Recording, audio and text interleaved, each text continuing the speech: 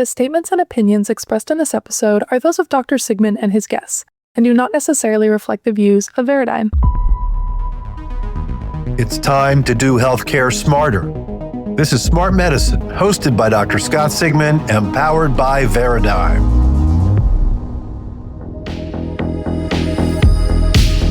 Imagine yourself out on a quiet evening, staring up at all of the stars in the night sky. Now here's a wild thought. There are more neurons in your brain than there are stars in the sky. Yeah, that's incredible.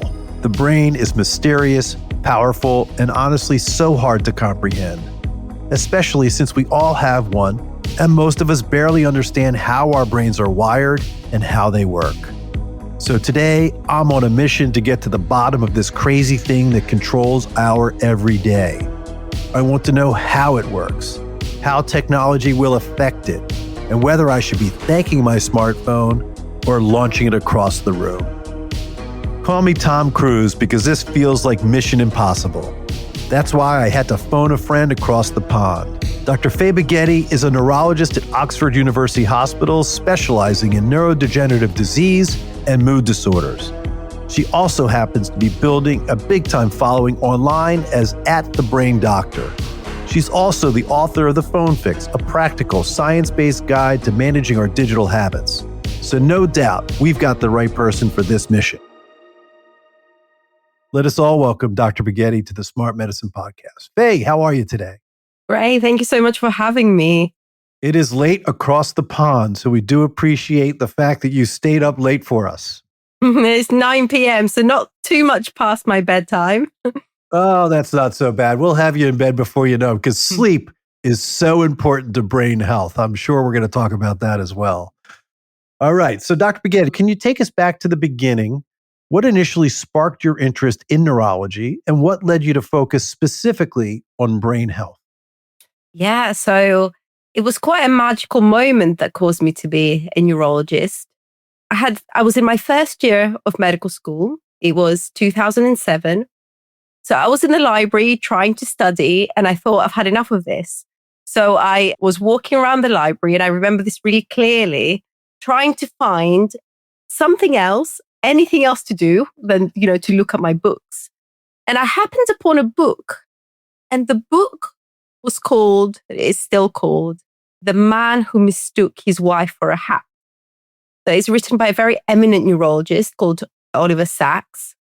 And the book really, I sat down and started reading. I was like, what is this all about? And the book describes the most fascinating patients I have ever heard about. I read that book cover to cover very quickly, and I learned a lot about neurology. The Man Who Mistook His Wife for a Hat is about a man who has something called prosopagnosia. So he cannot recognize faces. What's really fascinating is that he can see objects. He can navigate around his house. His vision is working. And it's that kind of thing that really sparked real curiosity in me about why do we have a specific sort of face processing area in the brain? And in addition to that, there was another case study in there about a man who couldn't walk. And the reason he couldn't walk wasn't because his motor nerves weren't working. It's because his feedback from the nerves in his feet was not working. His joint position sense, something that we call proprioception, wasn't working. So it's not that he couldn't move, he just couldn't get the feedback of how he was moving. I loved that. I loved that so much. And in fact, just a few weeks ago, I had a full circle moment having seen one of those interesting cases myself. Is actually the proprioception one, having diagnosed it in clinical practice. But this kind of thing has fascinated me for what's coming up to 20 years when it comes to neurology. I think it's amazing the way you're discussing things, because we just take for granted, we just got a brain. Like, I don't think about my brain, but really there's so much input that goes there from our vision and for hearing and the way in which we process the things that are happening all around us. And so it's interesting that you look at the brain with such scientific function as the pathways and how it works. So I'm very excited to learn more about that brain function. As an orthopedic surgeon, I'm going to need some help. So I always, what do we all do these days? You go to the Google machine, and I did that about you in particular. And so here's what it said, and we'll go from there. So while her formal medical expertise lies in neurology, she brings a super specialist edge as a neuroscientist expert in executive brain function, behavior change, and digital wellness. So I know I'm throwing this out at you. You haven't heard it before, but just give us a baseline as to what that means to you. So we're going to be able to follow along as we go through our conversation today. Yes, indeed. So I think up until the point where I read that book and then I went on to have much more training in neuroscience, I also didn't really think about what my brain did. I just thought as the brain, just the massive ball of jelly substance that just does its thing. And through lots of study and then subsequent research, including my own findings, I would describe the brain more like a car engine. And there's loads of different parts to it and components, and they work together. And actually being really able to understand how the brain works can actually give you an edge. To give you a quick stat there, that there are more neurons in your brain, 86 billion in fact, than there are stars in the galaxy. Okay, so there's amazing complicated machinery, but I try to simplify for people so they can use it in the best way possible. So the brain has two key systems. One I call the executive brain, and the other I call the autopilot brain. The executive in medical terms is the prefrontal cortex, is a region of the brain found right behind our forehead, and it's the most developed in humans, not necessarily the biggest, but the most developed. And that's where we do a lot of our complex functioning and thinking and multitasking and our attention and our emotion regulation. And that part of the brain can get fatigued really easy. And there's loads of recent studies showing exactly what happens when that part of the brain is fatigued. But we have this autopilot region that essentially can support the executive. It's a much more primitive region present in all species. And what it can do, being an autopilot region, it's the medical term for it is the basal ganglia. It can store simple tasks, simple repetitive tasks. So we can store certain things in our autopilot in a way that supports our executive brain. In fact, what most people don't realize is that 40% of everything we do in our day-to-day life, this includes high-level functioning, this includes medicine, includes orthopedic surgery, relies on the autopilot brain, right? That's why you're such a great orthopedic surgeon. If someone was to start, it's their first day, the difference between them and you is that you've got decades of sequences stored in your autopilot brain about how to talk to patients, examine patients, and then perform those surgical procedures. I love it. And I love the way that you're also setting this up for us to all understand. So the executive brain, I guess, is what sort of sets us apart as the human species, the ability to figure out a way to go to Mars. Then you got the autopilot brain, which is maybe a lot where the instinctual stuff is, right? You don't have to think about breathing, for example. Your body knows what to do. That sort of comes from there. And then I love how you can deposit things into the autopilot brain after you've gotten your reps in. So that is really a terrific way to sort of get us started as we move through our conversation here as to how the brain works. So I want to go back to January 2020 for you. You're on maternity leave and you started off in sort of the Instagram world of sort of becoming an influencer. You are known as the brain at _brain_doctor on Instagram. Super cool, right? We don't see a lot of, neurologists. It's the rare doctor that wants to step into that space to try and, provide a message and help us to be educated. So what sparked your desire to become a social media influencer about the brain? Yeah, I mean, I'm not even sure that we were calling them social media influencers in those days, but I was using social media, Instagram, on a personal capacity during maternity leave. And I was just getting ready in January 2020. I had one young baby, getting ready to step back into the neurology world, getting ready to step back into work, having not really spoken, to patients very much, having just been around mums. And I thought I better just, dust off some of those cobwebs. So I started initially publishing a few things about the brain. I think some of the initial things, maybe what I've just told you about how the brain works in terms of having an autopilot setting that you can utilize. And there was a really positive response. But I mean, it's really grown since then. It's developed into a sort of mission for me, because I think public education is really important, much more important than we realize, especially when it comes to things like brain health. And there is a real need for credible sources of information out there and people who practice. And in fact, to put it in context for you, Scott, the World Health Organization definition of brain health is not just the absence of disease. It says that the whole point of brain health is for somebody to be able to optimize and fulfill their potential. Now, when people come to me in clinic, they come to me because of a disease. We don't do a lot of that fulfill and optimize and, reach your potential.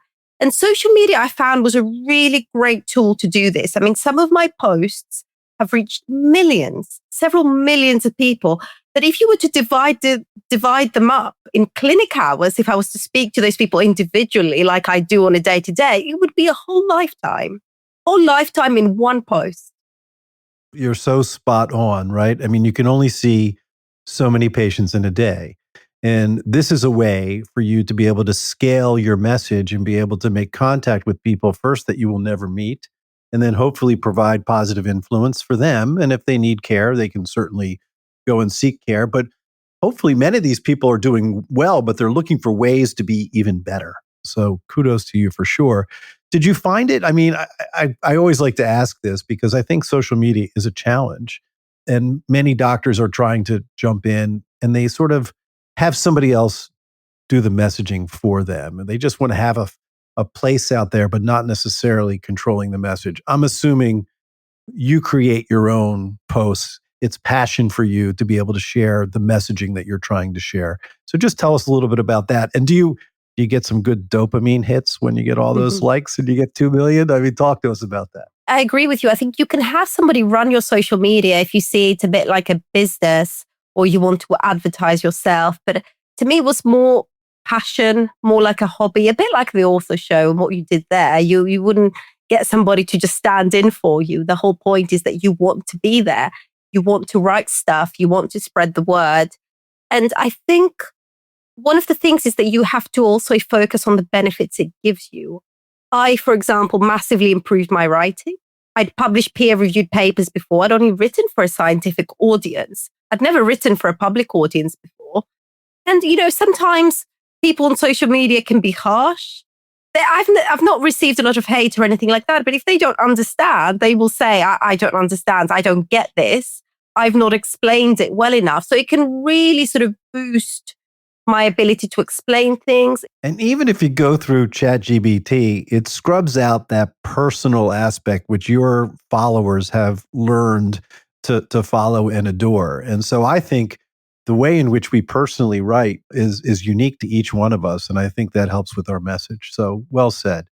I mean, that's exactly right, because ChatGPT and AI is all about averages. It will average out a lot of content in the population and it will give you a generic neuroscience article.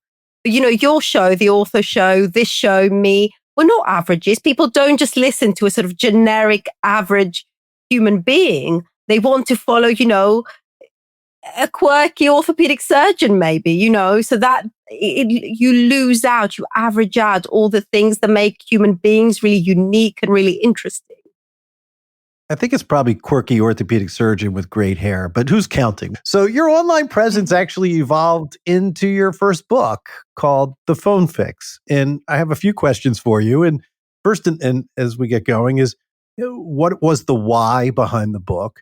I can tell you I have 5 boys aged 20 through 30, and they're all excited because they can't believe that I'm having the brain doctor on. And there's a rumor that you're going to say, it's okay to have some screen time. So share us the premise of the book, the why, and sort of a short abstract as to what it's all about.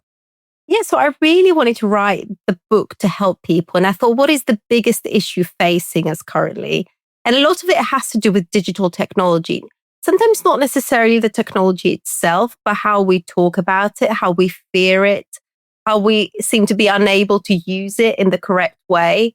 And, there's a fascinating statistic that, the average person will spend around 4 hours on their phone per day. And if you assume waking hours are about 16 hours, that's around 25% of their day. So if you could use that a little bit better, that would be a really big public intervention. And that was the premise of with phones, just like anything in life, there's never any sort of definitely good or definitely bad. There's always a middle ground, and there's a lot of why and when and where you use your phone.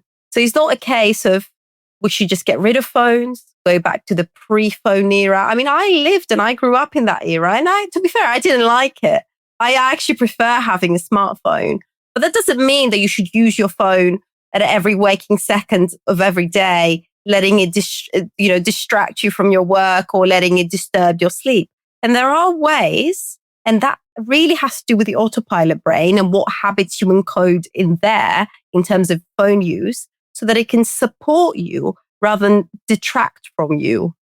So now let's go back to how the brain works, right? What's happening in our brains that we just take for granted on an everyday. So I want to start with the basics.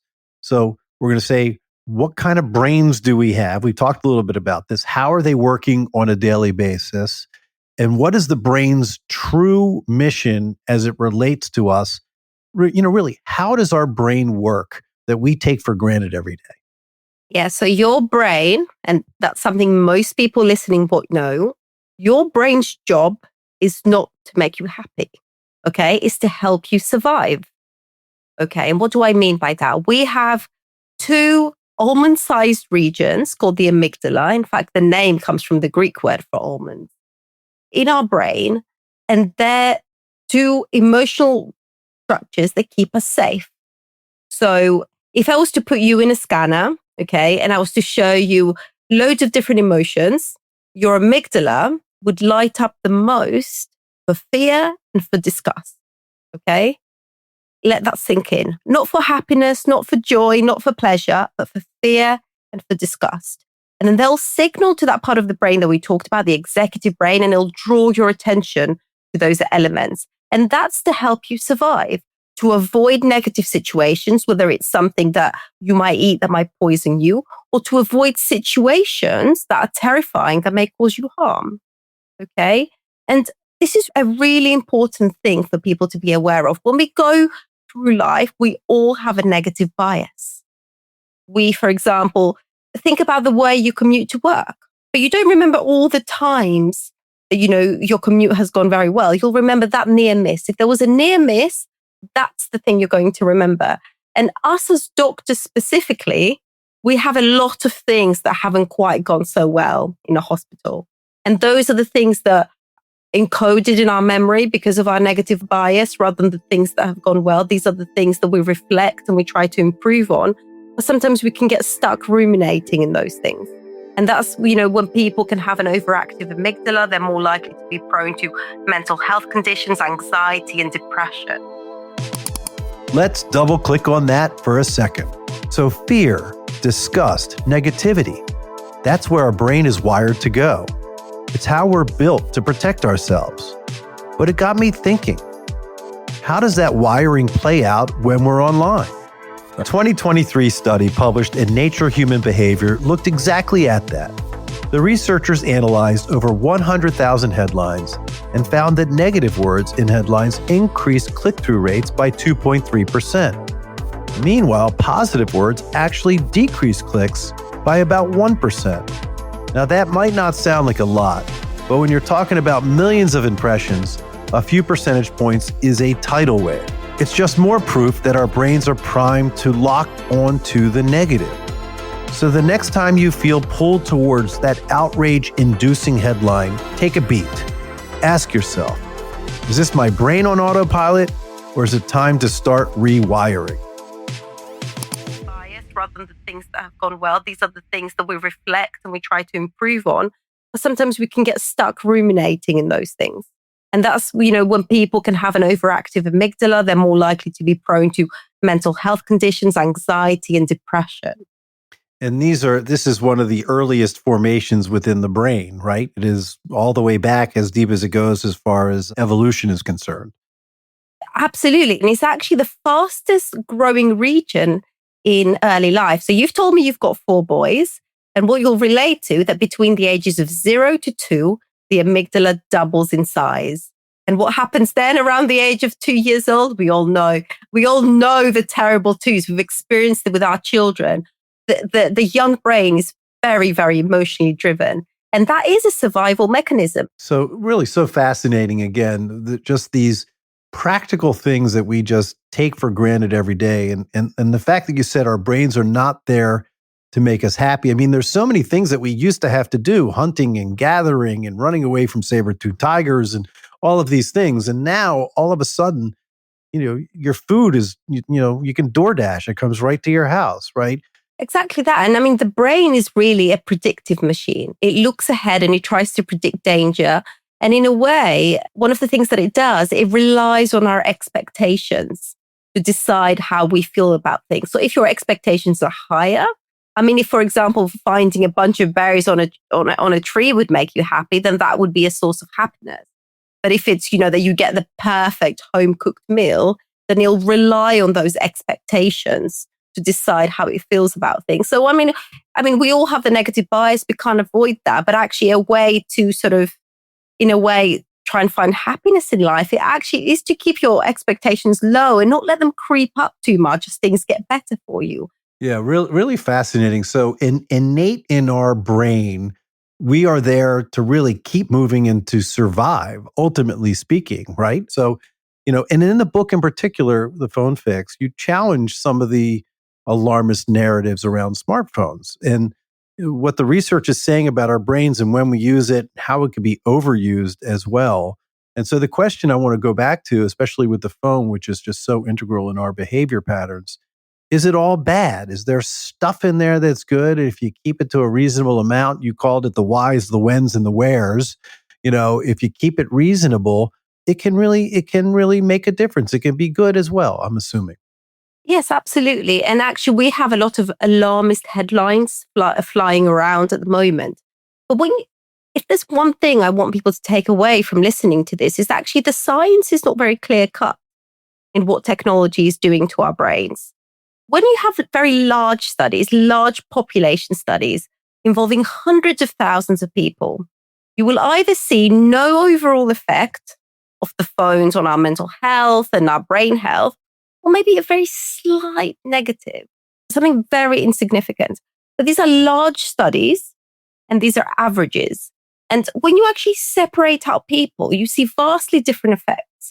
So, for example, there are studies that have taken teenagers on social media. They've followed them over a matter of weeks. And what they find is 50% of teenagers, and this all depends on the questions they ask and the populations that they use, but about 50% of teenagers have no issues, no benefits and no negatives. Around 25% will purely experience a benefit from being on social media. This is something that many, many people ignore when they talk about the alarmist stuff that comes with phones. But there is another 25% that actually experience negative effects. So it's not about what it's doing to all of us, but it's more about thinking about why does it affect some people badly than others. Yeah, but it's the case that it's very similar to medicine, in fact. We don't have a drug that just causes a benefit in everybody. Some people will have no effect whatsoever. Some people will get a benefit. Some people will get side effects. And I think it's all about teasing out why these people are badly affected. Fascinating. So let's dial it down to the individual now. And you talk about in the book that phones can be emotional. They can be even sort of habit-forming triggers. So perhaps you want to try and change that relationship. So I want to know, how can we control some of these emotions about, oh my God, I need to pick up that phone. I haven't looked at it in an hour. I mean, there are two sort of broad line of thoughts as to why the phone may be negatively affecting you. And it's all the sort of what, why, and where. So the what is really thinking about content. And there will be content that adversely affects everybody. And The specific ones that have been shown in research to be really detrimental are cyberbullying and self-harm. So if somebody listening knows somebody, it's themselves that has viewed that type of content, then I would suggest seeking professional help. Okay, but our content is known to be really bad. There's other types of content that may not be so, it may really depend on the individual and your individual vulnerabilities, things to do with body image, for example, and things of that nature. But that's the content. That's one line of thinking. And then the other line of thinking is the habits that you just described. And that's the why and the where. So where you check your phone is really important. Do you check it at the dinner table? Do you check it in bed? Do you check it, at your desk that you should be studying, revising, or working at? And then the final strand, and the one that people miss, is the why. Why are you checking your phone? What is triggering you? Because a lot of the advice to do with phones out there really focuses on the phone itself. It says, your phone, it's habit forming. Sometimes they'll say addictive. It's habit forming. What you've got to do is turn off all notifications. But actually, what the studies actually show is that 89% of the time we check our phone, there's not been any notifications. Only 11% of the time there's been a notification.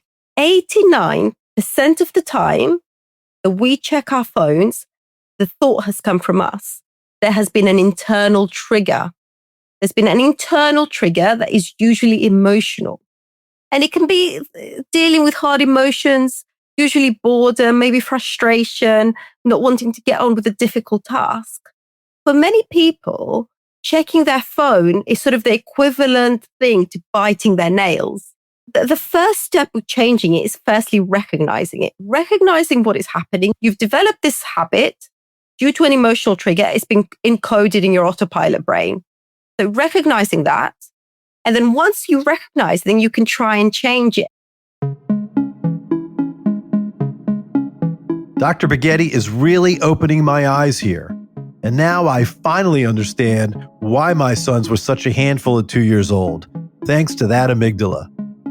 But look, I'm happy to hear it's not just that phones are bad, and the truth is way more nuanced. While Dr. Baghetti is showing us that we have built these emotional, almost reflexive habits around our phones, that might sound a little scary, but it actually means we have agency.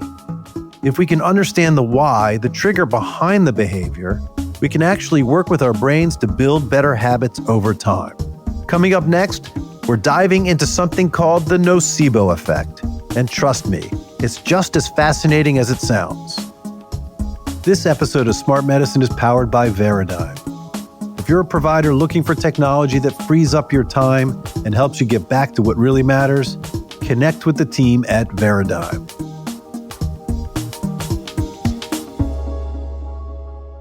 All right, so I'm all about the placebo effect. I know the placebo effect because I do a lot of work with pharmacology companies and things. And that is, the placebo effect is you feel like something happens, you take a medicine, it turns out it was just you were taking a sugar pill, and then you had all these side effects, right?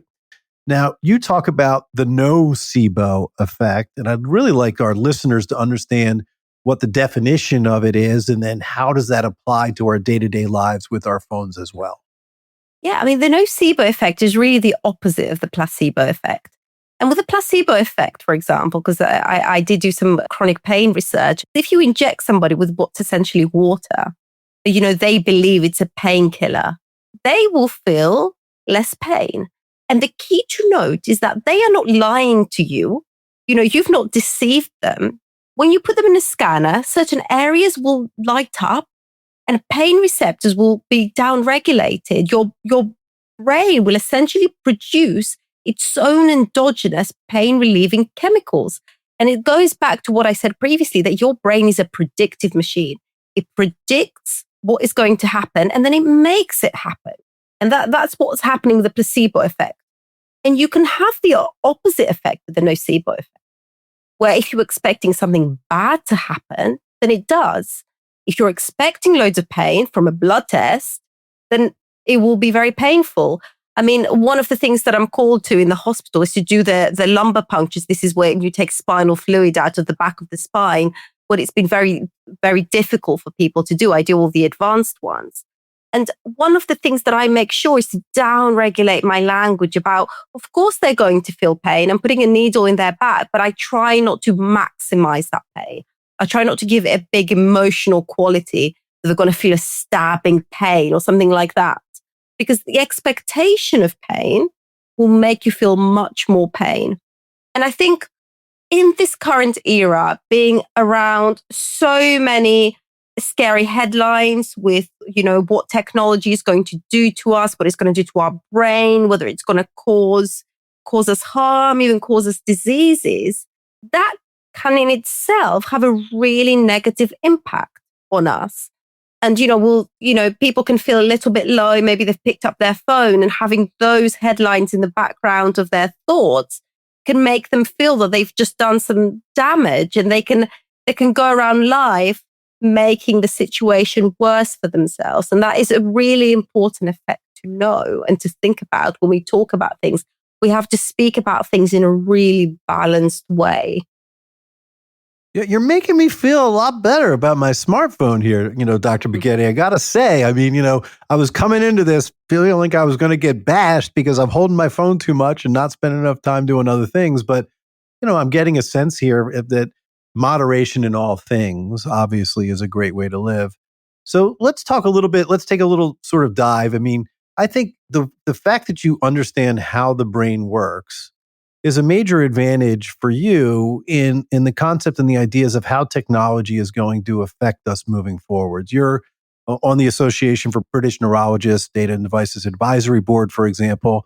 So I want you to just spend a couple minutes with us on understanding how the brain works and what you see is going to be beneficial for new technology moving forward.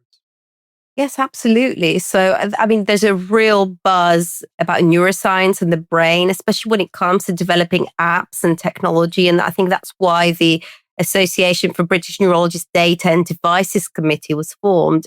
Because of this buzz, there can be quite a lot of, interest in building stuff, but we just need to make sure there's neurologists can sort of weigh in and make sure that the stuff that we are building is sort of safe and sound. Sometimes people can rely too much on buzzwords, rather than sort of solid evidence-backed data to do things when it comes to sort of data and devices. So I think it's important for all of us to collaborate and think about what would be best when it comes to building these sort of brain-friendly products going forwards. Yeah, you talk about brain-friendly versus brain-toxic, right? Here's what I want. I want to improve my work-life balance. If there's things that I can do during my workday that makes me, more efficient, then it will lengthen my day so that there's more time to do other things, my hobbies, the things that, being with my family, the travel that I want to do, all of those things. Do you see that that's something in the future for us? Yes, absolutely. One of the greatest things that humanity has done is to build tools. We love building tools to command and help make life easier. The way I see sort of some of the new technology, including AI, is that it's no different from a calculator or a washing machine. You want to be able to do what you want to do. You need to be able to guide it, but in a way that saves you time and creates mental space and mental energy for us to be able to do things more efficiently, do more, but also have more rest. That's how I see a lot of the new technology going. Well, you certainly said that much more eloquently than I did, for sure. So let's sort of find some common ground. So as a surgeon, for example, whenever I'm getting ready for one of my patients to have surgery, or if you're an athlete, you're training, we do training. We're going to do nutrition. We're going to do prehab. We're going to do all of these things to try and improve the surgical outcome that I'm creating. Personally for me, I'm on the Peloton at 5 a.m. every morning. That's my anti-anxiety, antidepressant for my, endogenous endorphins. So I want to know basically, are there tools, or are you being consulted on apps that are going to make our brain, to work out our brain, right? So we can figure out a way to make our brain smarter and healthier by doing specific exercises. What do you got for us? Yeah, so actually, I've been consulted on a lot of apps. A lot of them are health and fitness apps. Some are in the digital space, trying to make sure that whilst we use our digital devices, we learn to use them with intentionality and in the right way. I'd say that the things I'm most excited about in the neurology space are things that directly impact patients, my patients, in fact. Because, as a neurologist, one of the things that we do, the key for neurology is the diagnosis. And diagnosis relies on being able to examine a patient. I've done a lot of work on Parkinson's disease, for example. So what you have to do is you have to lay your hands on the patients, watch them walk, feel how stiff their joints are, how slow they move, look at their tremor. And a lot of those things keep the patient tied to a physician and coming back for more repeat visits. So one of the tools that has come out of research at the University of Oxford, including my own research clinics where I collected data for this, is a way that Parkinson's disease patients can use their phone to just do all those things. So they can use just the typical accelerometry that's found in the phone that measures your steps and things like that. They can hold it out and it'll measure the tremor. Okay. They can put it in their pocket and stand still, and that'll show me how much sway they have and whether they're at risk of falling. They can do little tapping tests, and that can show me the slowness of movement, the bradykinesia.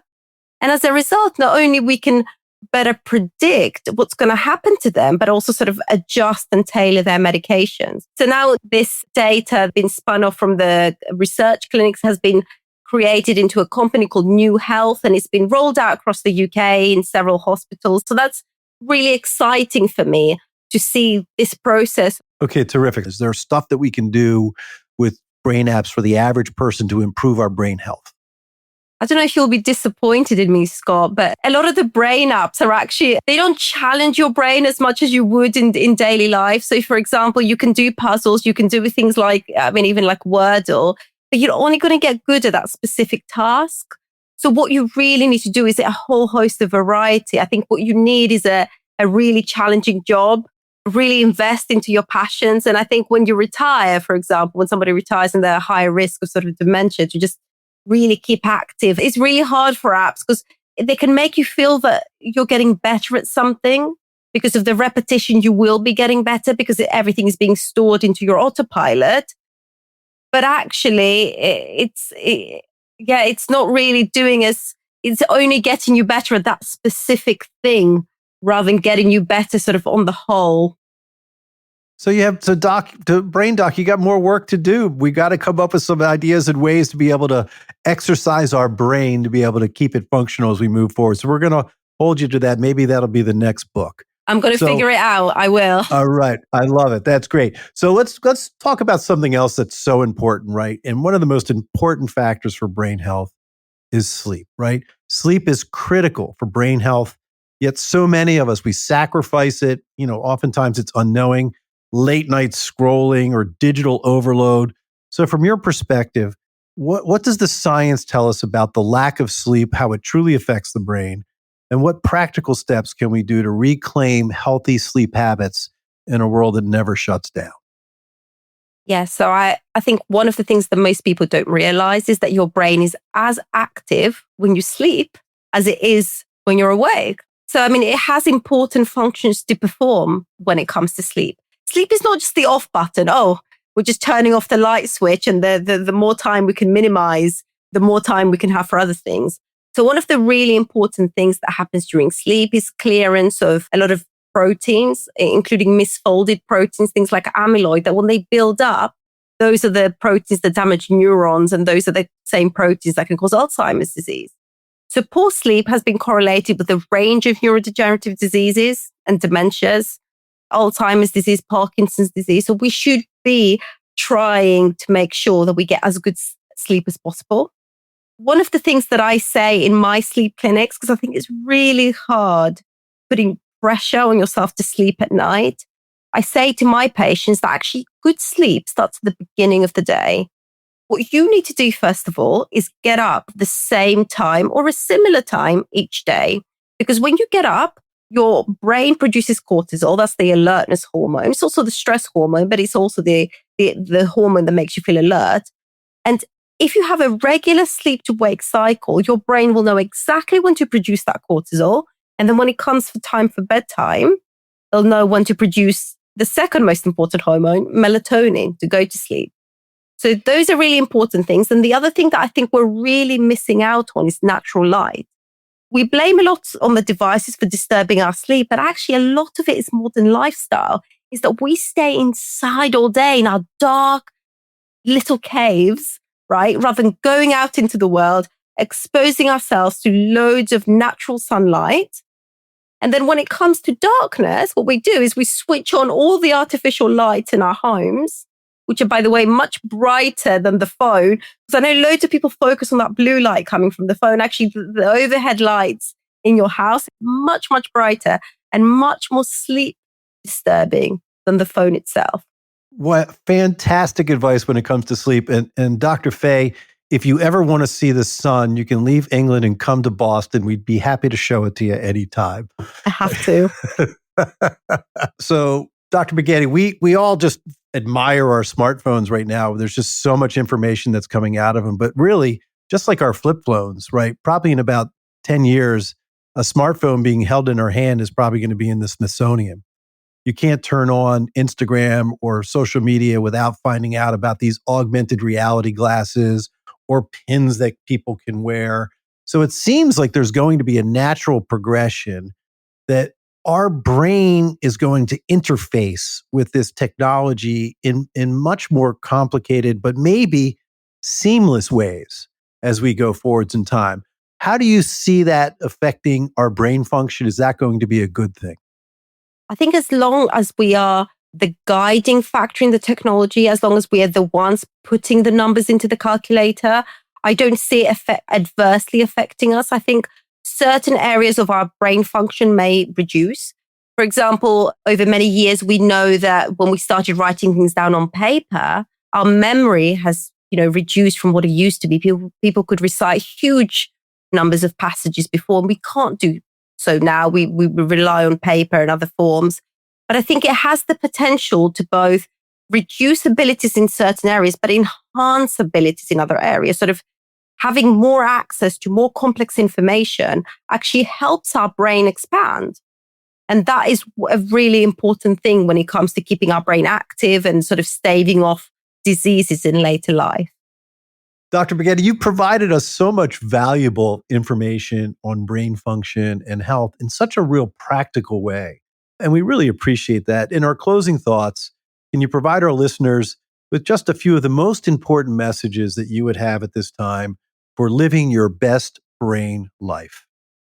So I'd say really invest in understanding how your brain works, your brain's fabulous capabilities. Understand that your brain has a wonderful ability called neuroplasticity, which means that it can change and adapt over life. And that means that you yourself hold the power to positively influence your brain health and your habits, no matter what stage of life you're at. I'm walking away from this conversation with a much better understanding of what's going on beneath this fro on my head. All thanks to Dr. Beghetti. Science is evolving, and the jury's still out on exactly how technology is reshaping our habits. But one thing's clear: the responsibility is on us. We've got to prioritize sleep, tune into our patterns, and keep our minds active in a variety of ways. That's how we support a sharper brain, and that is smart medicine. Thanks for tuning in. I'm Dr. Scott Sigman. If you liked what you heard, do us a favor. Follow the show and leave a quick rating or review. Until next time.